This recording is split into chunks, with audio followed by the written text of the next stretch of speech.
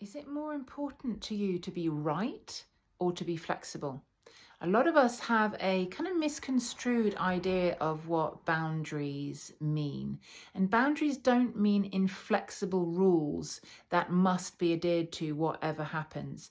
In fact, kids usually need us to be flexible and to forget about rules because they do. They are often too small to understand the concept of, but you said. Yet they may well have said something, or you may well have said something, but that's not set in stone for them. And trying to enforce something that they've forgotten or can't even grasp the concept of will not help you be a better parent. I want to unpack this a little bit because sometimes when I'm talking about this with clients, they say, but then I'm being soft, but then I'm not following through. Okay, so let's unpack this. Following through doesn't mean being rigid.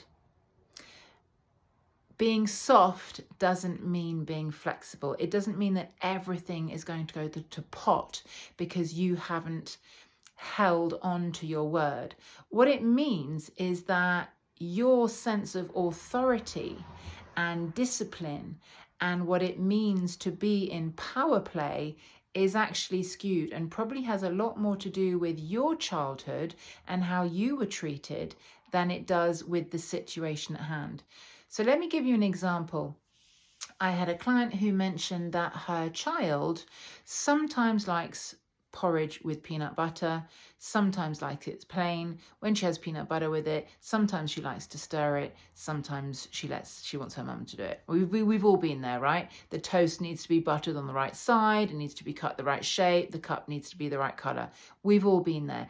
And yes, of course, these things can seem pretty arbitrary to us when we are busy, we're short of time, we're trying to get things done before heading out of the door. So already we need to acknowledge that there's a sense of urgency, lack, stress in the environment.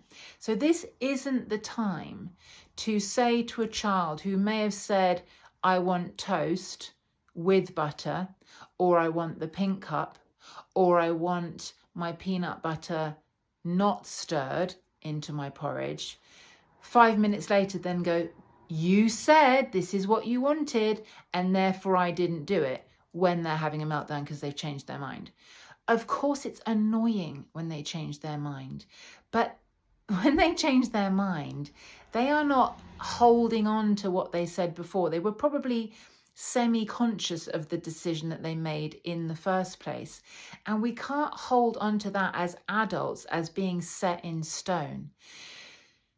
In stressful environments, it's much easier to just be flexible, to try and get them to say, oh, well, you did say the pink cup, but no worries, we can have the green cup. Or you did say you didn't want it stirred in, but why don't you try stirring it in, and then mummy will come and help if you still need support with that later. Or you did say you wanted the square toast. Let's see if we can cut it into a circle shape. And if not, you're probably going to have a bit of a funny shaped piece of toast.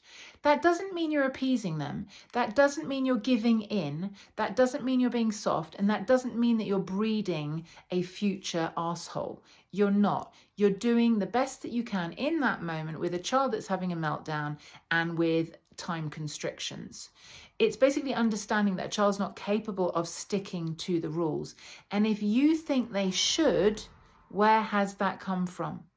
Were you made to stick to the rules when you were a child? How flexible were your parents about decisions that you'd made or things you said you wanted to do and then changed your mind about?